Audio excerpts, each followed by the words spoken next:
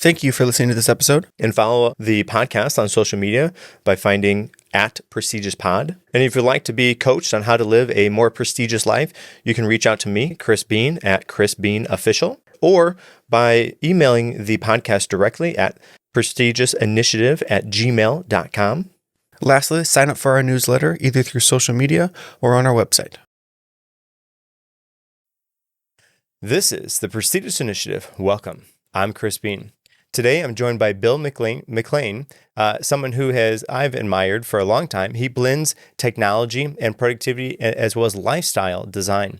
Bill has a unique ability to take everyday tools like habit trackers, Apple Notes, and turn them into systems that help people get more done with less stress. In this episode, we're going to be exploring some habit-forming systems, workflow optimizations, and practical tech habits that you can use to improve your focus and creativity. Bill, welcome to the show. Hey, thanks for having me. Happy to be here. So, Bill, why would somebody want to listen to our conversation here today? Well, like you said, I do a lot of focus on using the things that you already have, the devices you may have. For me, that's a lot of Apple products, getting the most out of mainly the free tools that are built into all of those devices. And a lot of drinking my own Kool-Aid here is trying to get more done, but be less stressed. So definitely a big focus on productivity.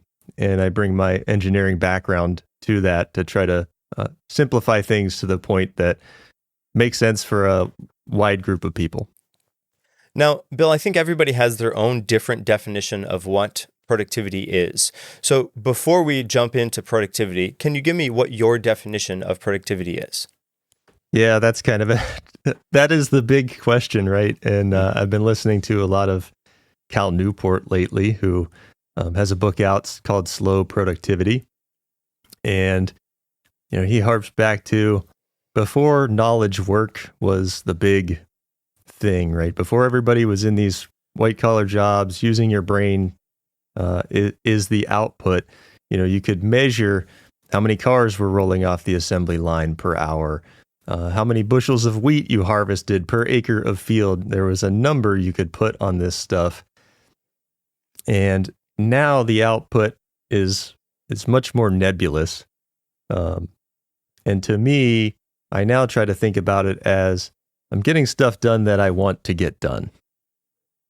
So it doesn't necessarily have to be work related. You could have goals associated with, a video game you're playing, but whatever you want to get done from start to finish, accomplishing that in a way that, still gives you time to enjoy life outside of that.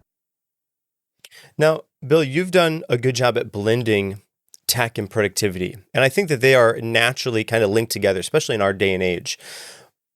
Bring me into your story. How did you start to blend those two things together?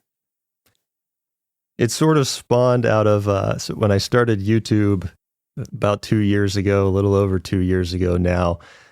I actually thought I was going to be in the camera space. I had bought a couple Sony cameras. I was really into photography, and I was watching a lot of creators that, were getting all this gear sent to them for free. Except when you're a small creator and you don't have a lot of followers, you obviously don't get anything sent to you for free.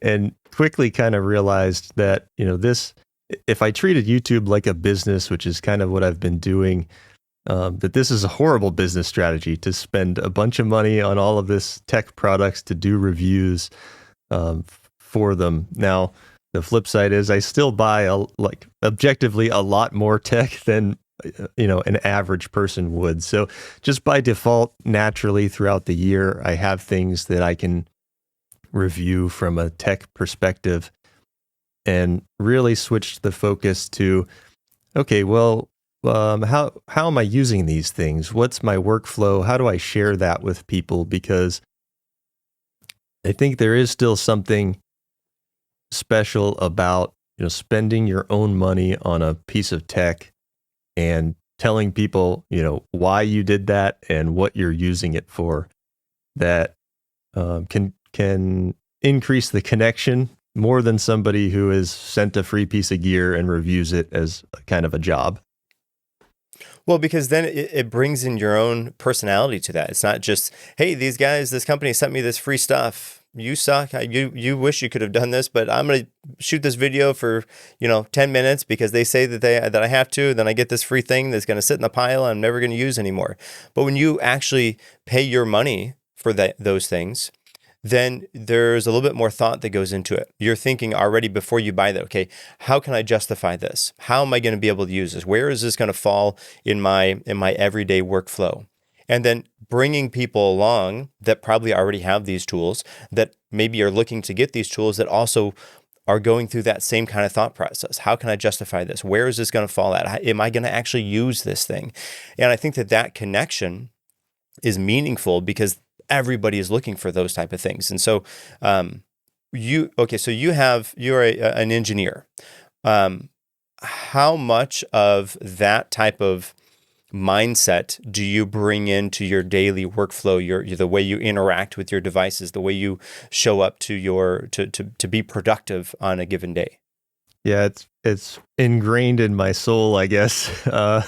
Whether I'm doing, engineering work or not, I think about things like an engineer would. So I love structure, I love systems, and I try to think about, oftentimes even in engineering, the simplest solution is the best solution. So Occam's razor. Adding complexity in and apps that, might look cool, the shiny new tool syndrome probably isn't the most effective way to do things. So like my whole process from start to finish of creating an idea for a video, I've got structure the whole way through, where the note goes, where my tasks are going, how to schedule it onto the calendar, and learned the same thing through like video editing. What are the steps to get footage in? How do I want to cut it? How do I get the color grading right? How do I get good audio so people continue to listen to the stuff and export and upload to YouTube? So everything's kind of like a checklist, but a big system. Call it a system that works for me. Okay, let's kind of go down that path a little bit here. Being somebody that's in the creative space as well, do you have a standard operating procedure, a set of specific tasks that you do from start to finish when you record a video? So you have an idea, you sketch it out, you script it out, I guess I'm giving too much away. You bring me into your process. How does that process go for you?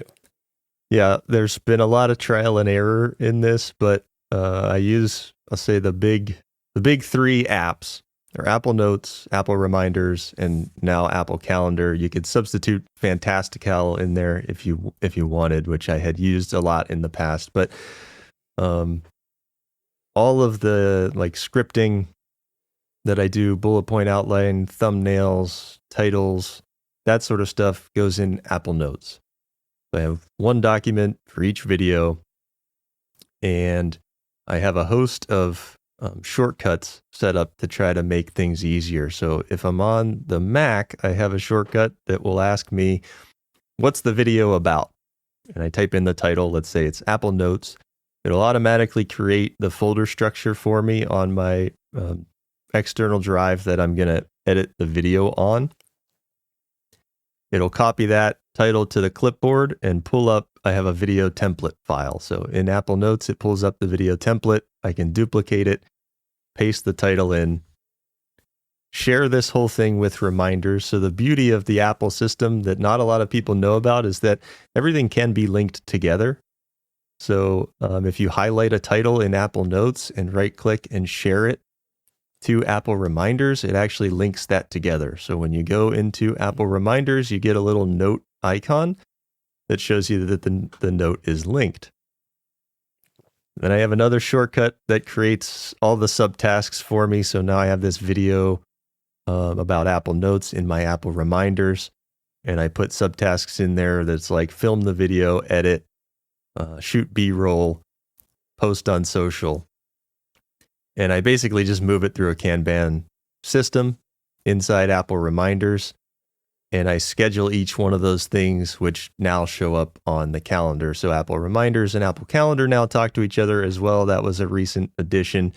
When you schedule something in Apple Reminders, it'll show up on the calendar. And I like to plan in the month view for the most part. So I kind of get the big picture, not too much in the weeds. All right. As somebody who is trying to, I started with Notion. I know that's a naughty word sometimes. I started with Notion a long, long time ago, probably soon after they started. It's been years. And being in that atmosphere for so long, I tried to pull myself out and use Apple Notes. One of the stumbling blocks for me was templates. I use templates all the time in Notion because it's so easy. You know, when I have the YouTube video here, the podcast, I have a new, like, it has a whole protocol that's all inside there. It has all the places to put things. I just copy and paste everything over. I write the script in there, but it has specific places for all the things because the template is there. At least when I was trying to do that early on through Apple Notes, I didn't have an opportunity to put templates in there. But I guess using shortcuts is a creative workaround in order to fill that gap. Yeah, and it is a stopgap type solution because it is just a note that says video template. But now there's kind of headers and subheaders. Collapsible sections got added in Apple Notes, so it's a little bit easier to add some of that structure in. But I really just have to duplicate this note every time and kind of change the title. Sure. And personally, I really want to love Notion. I want, and I've been working on this kind of in the background too, but I really want to take this system I created between Notes, Reminders, and Calendar and try to port it over to Notion because I do think there's a lot of benefit to having that database style structure. Maybe not for my video workflow, but there are definitely other things that I see the benefit and why so many people use and love Notion. Yeah, it's a let's say it's a love-hate relationship because as many things as it does right, there's some things that they just are funny on. Like me personally, I'm an iPad first person. So the fact that their calendar app is only in mobile version, it has a little skinny looking little window on my iPad. I refuse to use that because it's just so silly. I'm like, no, false. I'm not going to do that. Using it as a task manager is fine if that is your task manager. You have to purposefully change from using reminders to that, or have a mixture of both.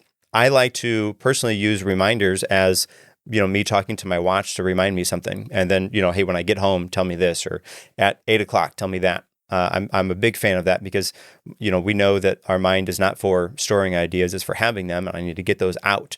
I did use Bear app for a little while just because that was so nice. I had the app on my watch, so I could just talk into it and have that note there. But I wasn't in the Bear ecosystem, so I didn't use that very often.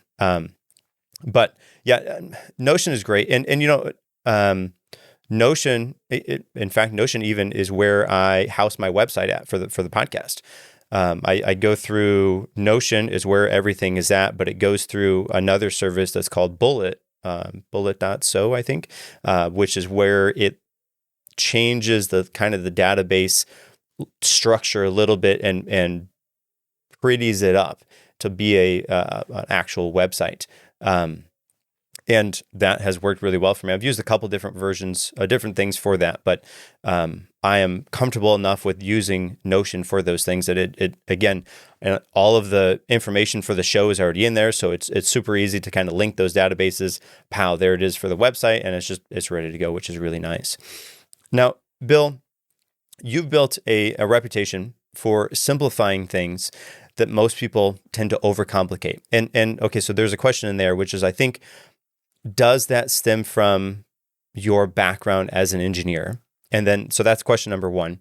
And then question number two is, why do you think so many of us struggle with staying consistent with what our habits are?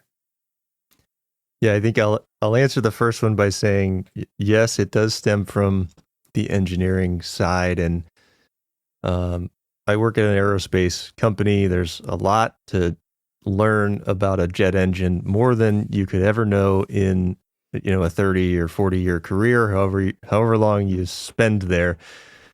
But I like to think about how well do I understand this? And I ask this question to myself. Could I explain this to a 5-year-old? Is kind of the litmus test. Like, do I explain it well enough that I could boil it down to somebody who has, no technical background at all? And could they understand it? And a lot of times, honestly, the answer is no. So I try to take that same approach and think about those things when I am making videos about all of these apps and the Apple ecosystem. And even personally, on to the second part of the question, struggling with consistency in habits. That quote that I had to Google, who this was attributed to last week: people overestimate what they can do in one year and underestimate what they can do in 10 years. Said most commonly attributed to Bill Gates, and maybe somebody else actually came up with that. But I fall for that same trap as well. So consistency is kind of a funny thing, right? One of my favorite things that you hear are these online gurus or social media, type people talk about is, well, you have to post consistently. And say, okay, well, what is consistency? So I could post once a year, every year, on the same date, and I would be consistent. Now, it would probably take me 20 or 30 or 40 years to get better at the thing that I'm trying to get better at. And the same is true about, okay, I could post consistently every week, and I'm going to get better a lot faster if I do that.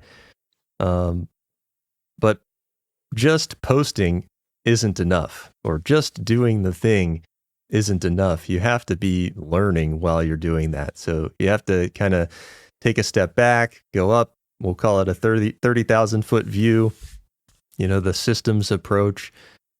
What do I need to learn to get better? What went well about this? What didn't go well about this? You look at, in my example is like engagement on a video or views on a video. What's my audience looking for? How can I maybe reframe an idea? I feel like I've made some of the same videos over and over again. And it's like one time it doesn't hit, and it's like, okay, but I know this idea is important to me, and I know, maybe I didn't get it across in that video. Let's try it again. And then I'll be scrolling through my Apple Notes and I see a video idea, and I'm like, didn't I already make that video? And I'm like, well, let me go back and look. Yeah, I kind of made that video, but maybe it didn't do as well as I thought, and maybe I need to try again. Well, all right. So there's a couple things there. With consistency, yes, that is the thing that they say. Be consistent. Be consistent. I can tell you, I don't think that's it, because I did a video every single day for a year. I didn't take any days off. Christmas, New Year's, every day for a year. It was all short form. I posted on all the platforms. There was some growth, but there wasn't much interaction. I did use that as an opportunity to learn and to grow and to get better at doing those things, and to kind of dial in how it feels to be on this side of the camera, let's say, because I think that there's a certain sort of skill that is. But being consistent doesn't necessarily net followers or interactions on the other end. There's another piece to it, and maybe that piece is finding your followers. Like, there's a little bit of them finding you, but also a little bit of you finding them. And I think what that means is we have to be consistent, yes, with maybe how frequently we're posting, but also we need to be consistent with the type of things that we're posting. And if you're posting all over the place, it's hard to have followers that want to do things, because they're not necessarily, meshing with what you do. The hard part, like for me, is I like and am interested in a wide variety of different things. And so I post on a wide variety of different things, which, for better or for worse, that's just part of who I am. And so that's what I do. Which is, okay, so that brings me to the next thing is improving, using that habit of, posting consistently or showing up to the gym consistently or whatever it is, but as an opportunity to improve. Don't just do it to go through the motions, but really do it so that you can improve yourself. And I think that kind of falls back to having a purpose for why you want to do whatever the thing is. Like, why do you want to post those videos every day? Why do you want to go to the gym? Why? And then being able to kind of drill down and perhaps ask that why question 6, 7, 600, 500 different times to get a real answer, as opposed to because that's what everybody else is doing or, whatever it is, but to find out what the reason is for you. Habits are funny to me because of the word and the kind of mindset that's associated with the word. And what do I mean by that? Well, habits are, we're told, a set it and forget it measure. Just make a habit for that, and then you don't have to think about it anymore. But what that does is that brings intentionality out of the equation. That brings purpose and impact and that learning process sometimes even out of the equation because you're not mindful as you're doing it. And what I have done is change that habit word for myself to be practice. And what that does for me anyways is with the practice, then I'm dedicating my mind to it. There's a mental kind of fortitude that goes with that. There's also a give and take type of atmosphere for that. Like I'm giving something to this practice, but I'm also going to get something in return from it. And there's a purpose and a reason behind what I'm doing there. Habits are something that practices, interchangeably are something that we need to track. And having a reliable way, a reliable place to go to track these things is a whole nother thing. And having a system for that, I think, is beneficial. So, Bill, what, in your eyes, what makes a habit or a practice stick? And what are some mistakes that people make when they're trying to build these things? Yeah, I'll start with the end in mind. I think for me at least, it's starting small. And I've tried a number of different habit tracking apps.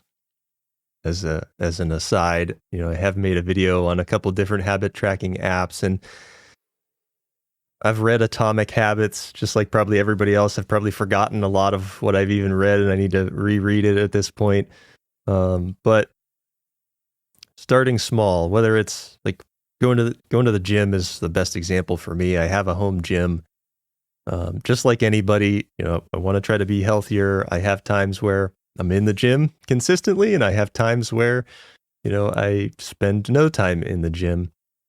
And if you take 3 or 4 weeks off or months off, however long it is, you can't just go back in and start lifting the same weights that you did 3 months ago. And getting over the mental hurdle is always the biggest thing for me. It's like thinking that, well, if I only do a 10-minute workout today, like that's not going to have an impact.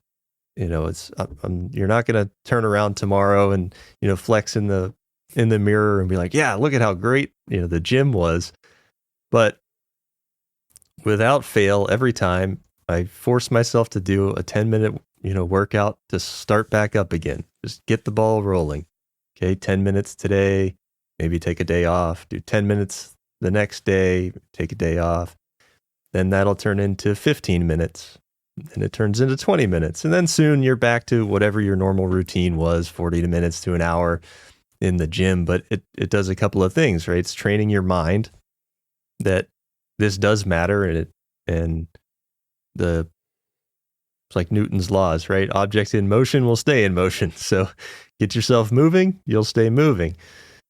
And it actually can have a good benefit. The mistake, there's a mistake that I make all the time is, on the opposite end is I eat too much ice cream. So, I love ice cream. I probably get too much added sugar. So if on a Sunday night I decide, I'm not going to eat any ice cream this week. I'm cutting out sugar altogether from my diet. What happens? 1 or 2 days might go by. I might make it Monday. I might make it Tuesday. Wednesday night rolls around. This is dumb. One thing of ice cream isn't going to kill me. I might as well just eat it. So setting a strict, drastic change like that has never worked for me. And what might work better? Well, I could say I should reduce my added sugar, because I'm not anti-sugar. Natural foods have sugar in them, fruits and honey and things like that. So it might be best for me to put a limit on sugar for the day. And I do this when I have this conversation with myself. It's like, hey, I should have no more than 100 grams per day of sugar, and then I'll track it in an app.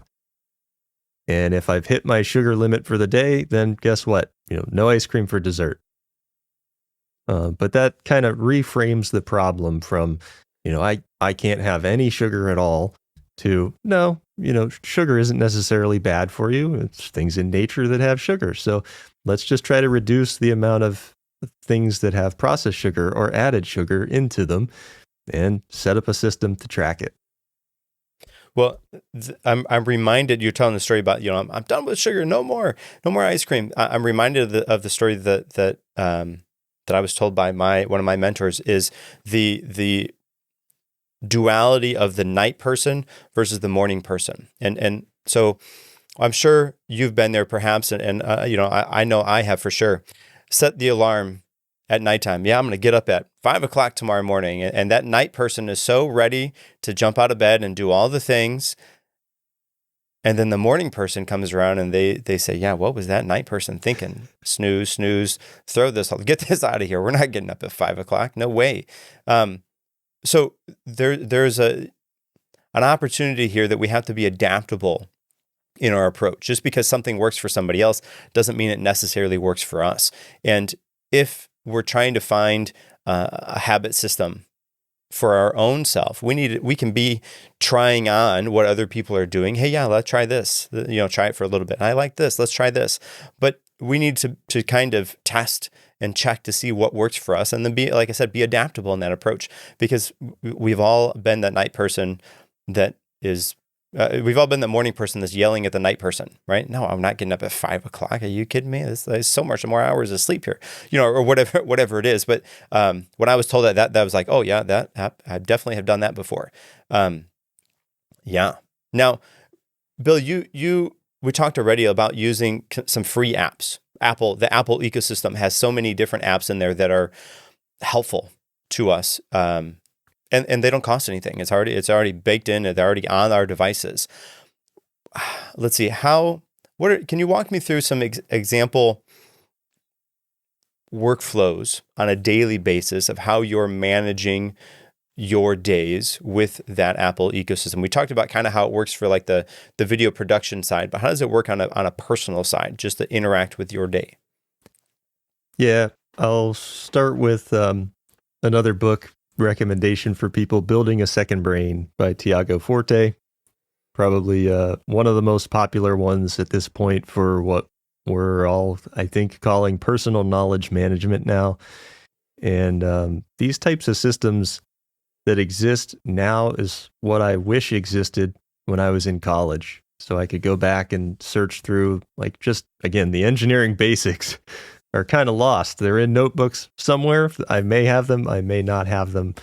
But Tiago talks about this system that's tool agnostic. So it doesn't matter what tools you pick, as long as you pick some tools and you are offloading your brain, like you said earlier, of these thoughts and ideas, to get them down somewhere that's saved so you can reference them later, so you can flesh them out. And for me, that just happens to be the Apple ecosystem. It wasn't always this way. I was a Windows guy for a long time, building custom computers and gaming PCs and things like that. And eventually, over the last 5 years, prices of graphics cards and computer components have gotten so expensive. When I went headfirst into the YouTube stuff, it made more sense for the Apple Silicon computers that were out at the time. The price to performance ratio that you get with those is kind of still unparalleled to this day, I think. And I kind of just went down that path. So on a day-to-day basis, it is still those three apps: Apple Notes, Apple Reminders, and Apple Calendar. So, any appointments that I have for going to the doctor's office, or appointments for my daughter or family, my wife and I share the calendar in Apple Calendar, so we can see everything that's going on throughout the week. I like to try to do a little bit of weekly planning on Sunday. Sunday's kind of my day where I go clean up a lot of the things that I've put in Apple Notes throughout the week. So have any sort of idea or anything that I want to save throughout the week, it pretty much goes in Apple Notes. It could go in a quick note, or just a regular old note, depending on how I share it there. Reminders needs a little bit less work because on my personal life, I don't plan too many tasks out. But we use it for our grocery list and things like that.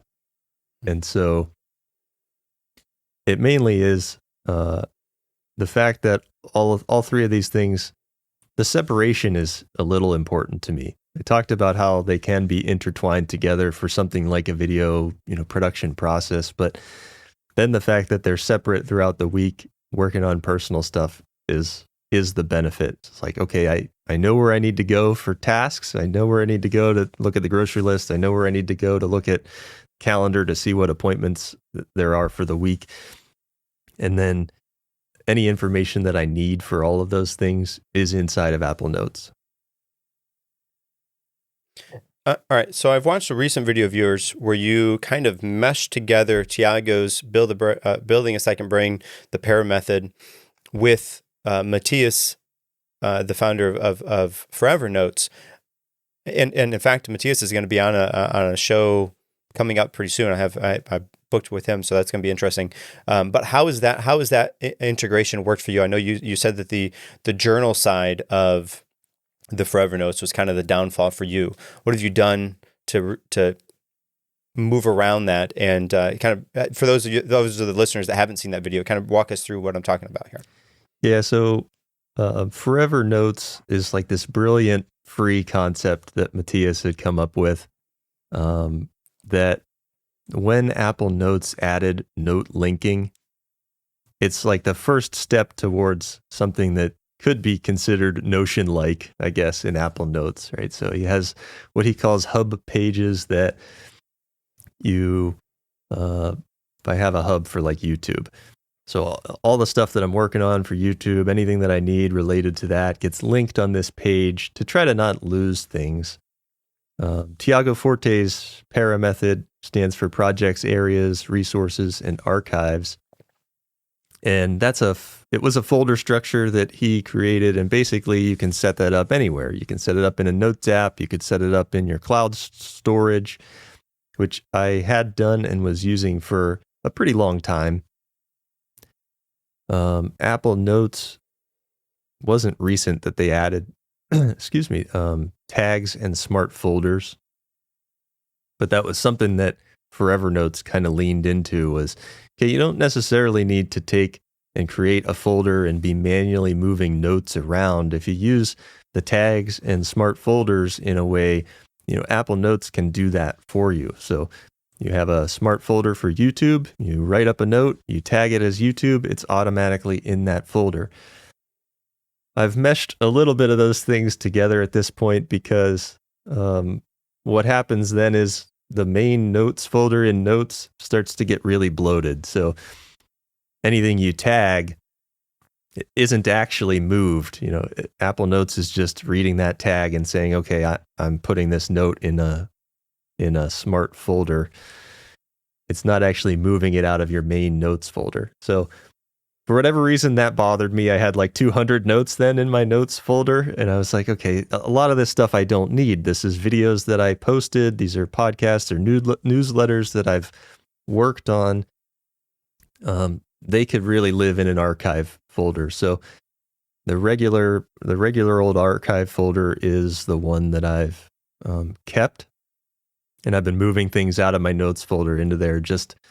It's like a mental, clear up the space so I don't have to sort through all of these to find what I'm actually looking for, sort of thing. With the Forever Notes system, I think it's a really nice journal setup. The challenge is that every day gets its own note. So Matthias has a nice shortcut that creates all of these for you, all 366 if you count the leap year, days.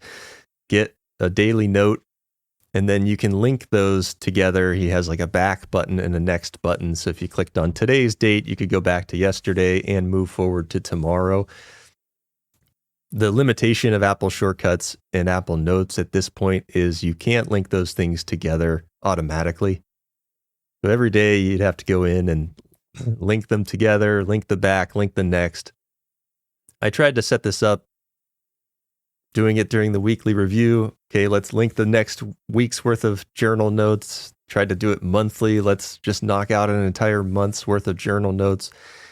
And it's the beauty of the Forever Notes system is you can take what you want and leave what you don't want.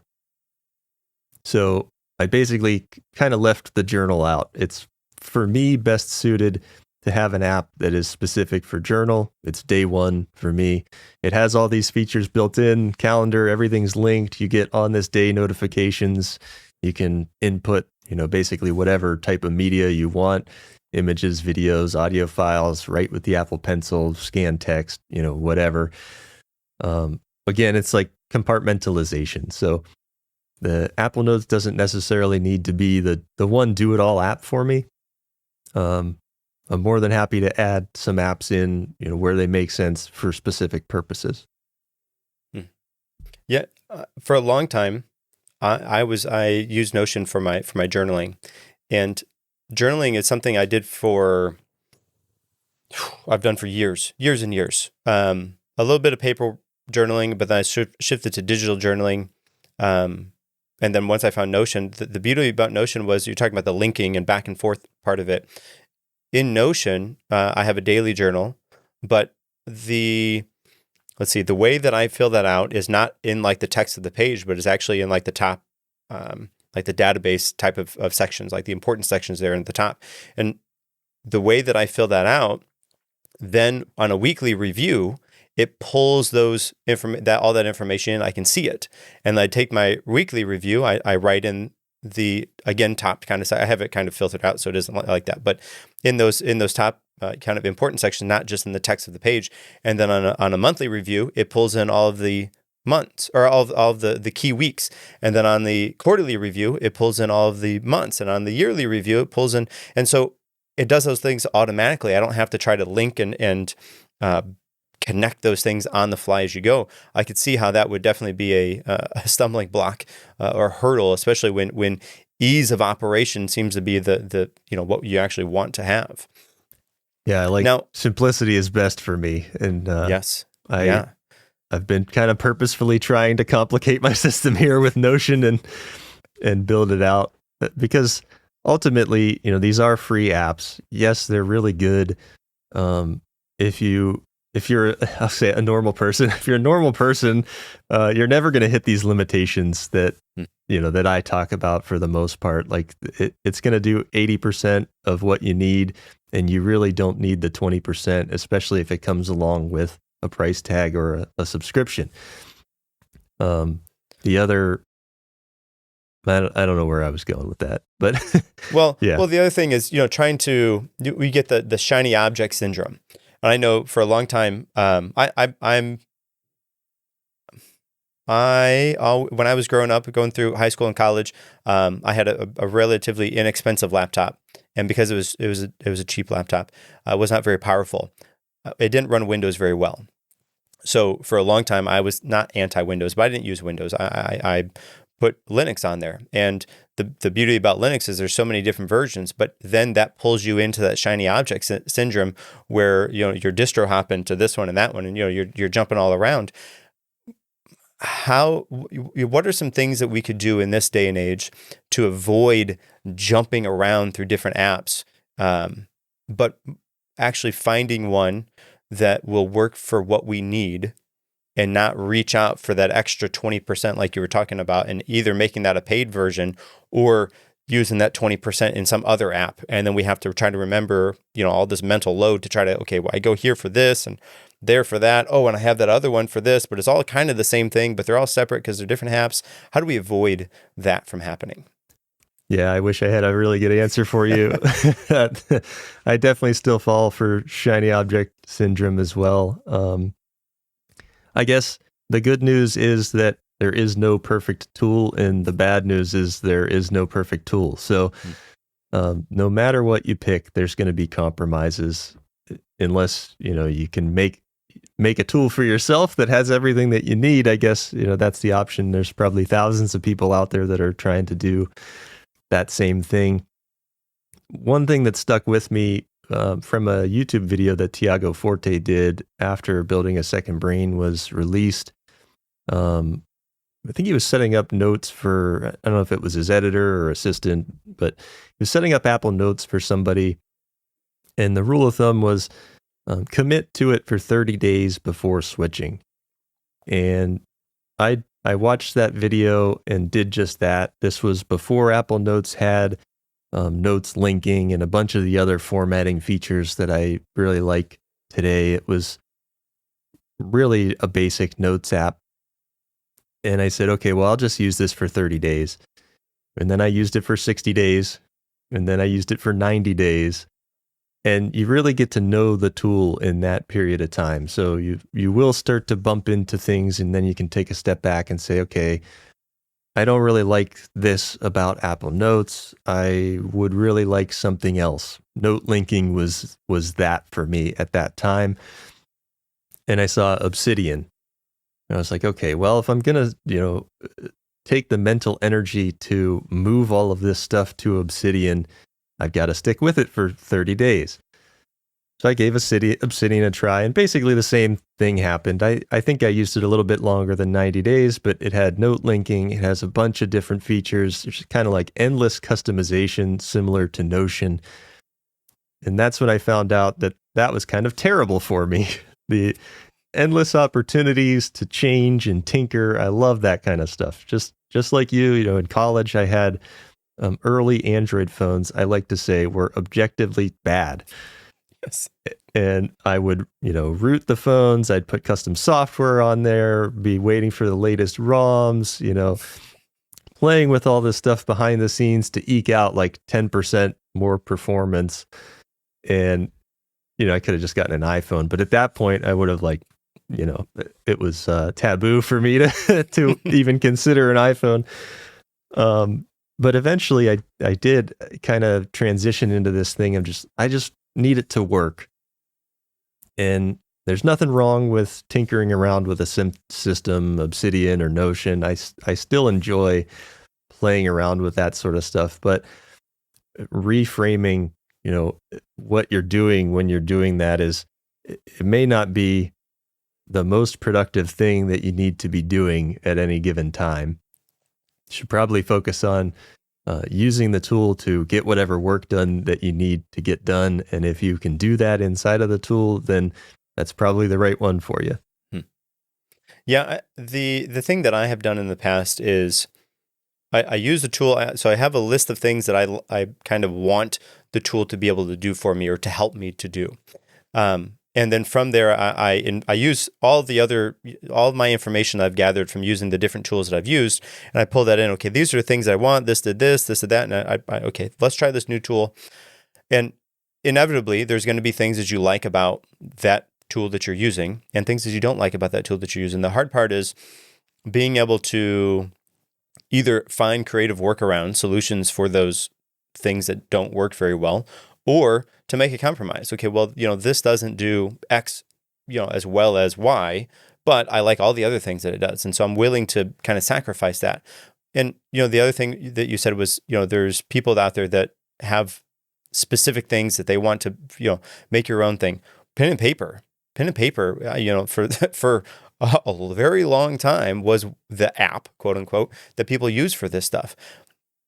If you're having troubles with the tech side of this, go to pen and paper, or use your tech as a pen and paper. You have the iPad, you can write on the iPad.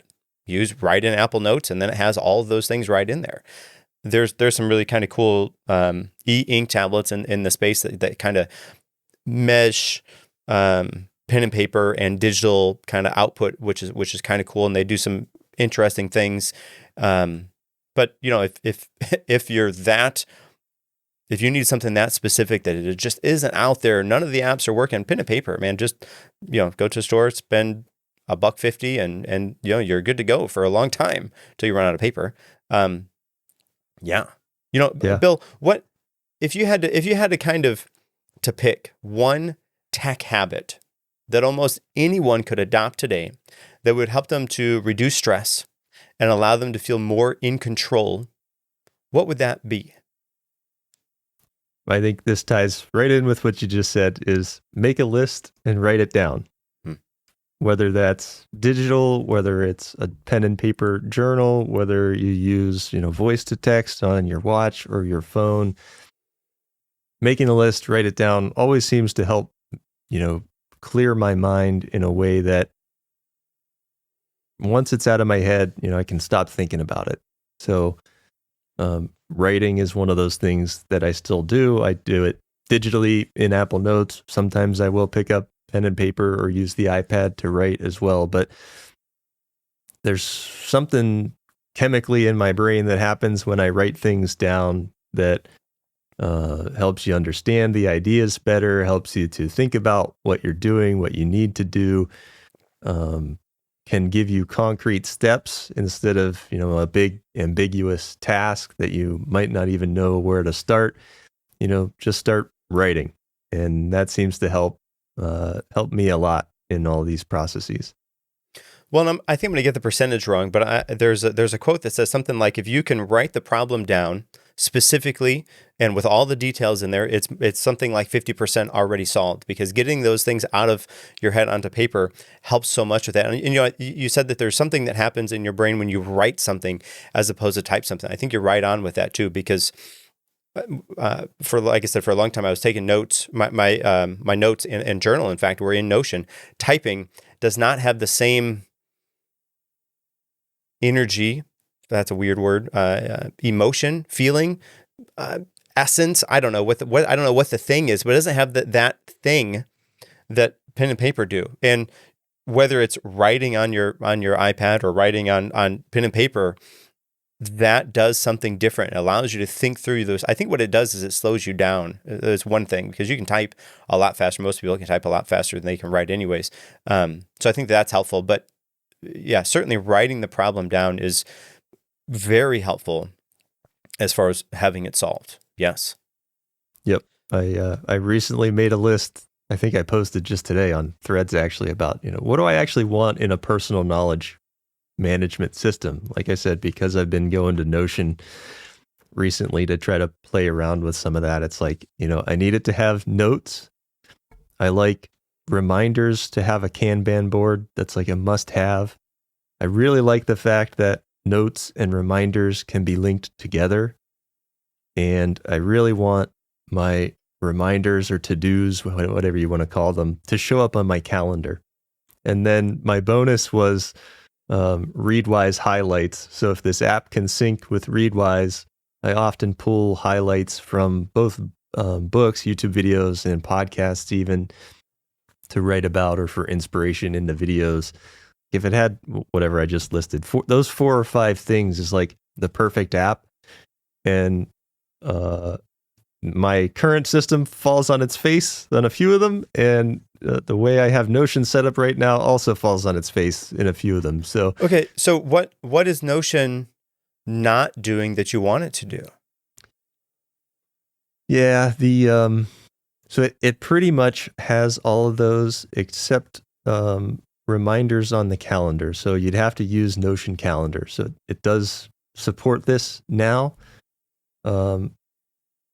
I find with Notion that, well, the way I have tasks structured in the database right now isn't exactly how I want it. So that's more of a me problem than the Notion problem. But getting things into Notion can sometimes be a heavier lift than it is with Apple Notes or Apple Reminders.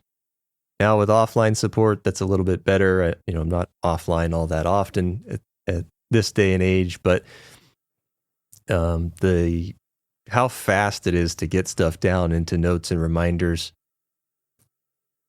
is key for me. And then getting myself out of the habit of using those two apps might be the biggest hurdle, to be honest, because it's like, all right, well, now instead of going to Apple Notes and putting my tasks into Reminders, I got to set it up in Notion. I haven't yet set up all the automations to have it the way that I want it. So right now it just feels like a heavier lift to transition everything over to that, when I could just keep using the system that I know works and, has helped me make hundreds of videos at this point. Well, not that I'm going to push you into Notion, because that's your own choice, but you can set up a quick task or a quick note or something as a shortcut, and then just boop, and then go right into there. And then of course have those shortcuts on, wherever you're at on the homepage. As far as like reminders and stuff, I think I have a plugin that syncs my Google Calendar with my Notion calendar. I can't remember if it's paid or not. If it is, it's not very much. That was before Notion had their own calendar kind of platform, but I still use the one that it's like sync. See, the problem is I have it, but I never go to that because the system just works, and so I don't know necessarily what it's called. But they do have that. But the other thing is you can set a task to have a due date, and then have that notify you on all your devices that have Notion on them. Would be another perhaps a workaround that might work for you or help you. Yeah, I may be into the I'm not sure I want to spend all the time at this point. I'm almost to the point where I'd be willing to go to a Notion consultant and be like, this is my here's my current system. Here's the vision of what I want it to do in Notion. I know it can do it. I just don't want to spend the time to do it. So that's kind of the point where I'm at. If I had a little bit more time, I'd obviously try to dig in, myself and solve it. That to me is definitely the best path. And maybe my biggest gripe with Notion is all of the people selling their own templates. Yes. And it's like really great if that person's template does exactly what you need it to do. But if you didn't create it and you bought it and you need to make changes to it or tweaks to it, or your system doesn't function, exactly the same, then it just causes frustration. That's personal, this is a lived experience for me. Mm-hmm. I've definitely bought some Notion templates and be like, okay, this is good work and this works. Sure, this works for the person who made it, but maybe the engineer in me, I want to know, what are all the relations? What are the databases? If I have to go change something, where am I going? And if I didn't create it myself, it takes me even more time than to go troubleshoot and figure that out. Agreed. Well, and the hard part is too, sometimes I've been in Notion for a while. They tip their hat a little bit because they show you the images of the databases or whatever. And I can't say that I haven't, I like that, and then did that for myself without necessarily buying the template, because they showed me what the image looked like. And so I was just, I can make that, because I am aware enough in the system to be able to do it on my own without necessarily buying that. And then the nice thing about that is I can apply that thing to the system that I already have and not start a brand new system and have to import everything that's already in there, which is not fun to do. Yep. Switching tools is like there's an overhead tax associated with it at this point. Like, I have I don't know, somewhere north of 1,300 notes in Apple Notes. At the time that I used Obsidian, there's probably something around 700 in Obsidian. One caveat I'll add is another tidbit from Tiago Forte, where he said sometimes your season of life will change. You go from being a bachelor, then maybe you get married. Maybe it makes sense to change your tool at that point. You have, kind of new requirements, new things to work on. Same thing is now I'm at a point where now we have a kid. So married with a kid is different than being, married, no kids, way different than being a single dude in his 20s. So when these seasons of life kind of change is the point where you may start looking at your current system and thinking, maybe this doesn't fit, the way my life is structured right now. And that's a perfectly reasonable thing to, go look at and think about. Is there a better tool out there that would serve you in this, new season, however long it lasts? Yes. Well, Bill, I got to say thank you. Thank you so much for joining me here today and sharing the practical wisdom and building habits and kind of interacting with these systems that we all have.